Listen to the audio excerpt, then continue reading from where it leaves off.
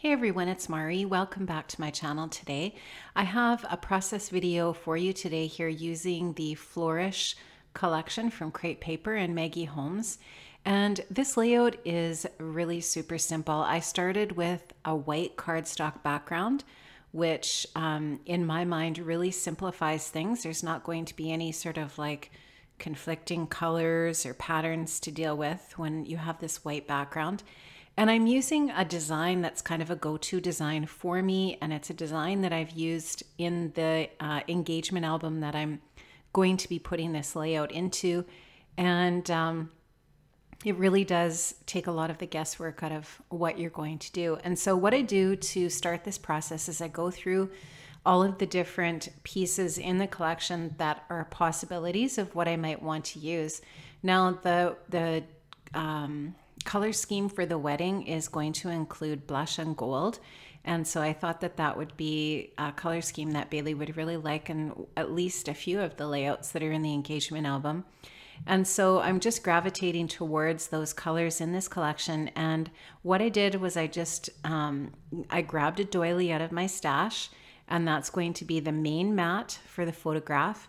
Then I just took my photo and laid it in place on top of the doily and started to add some die cuts to that main photo mat. And because the photo is going horizontal or landscape, I wanted to keep the die cut pieces going in that same direction. And you can see that I used a larger bold piece there, that fan piece that has the heart on it, kind of where the different die cut pieces come together. Now I also wanted to create another cluster at the top so that your eye kind of starts at the top and then goes diagonally down to the photograph and so on. And that is just really the design for the layout. It's super simple. It does not take long to put a layout together when you have a design that you're really comfortable working with.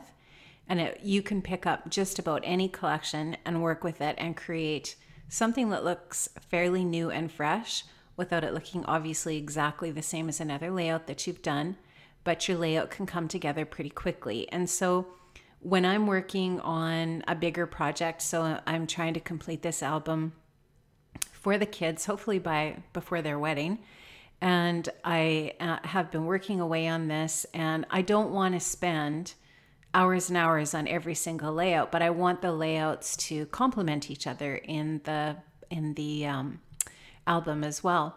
So as I'm working away here, you can see that I had that cluster with the doily moved down a little bit, but I felt like I wanted to put my journaling at the bottom.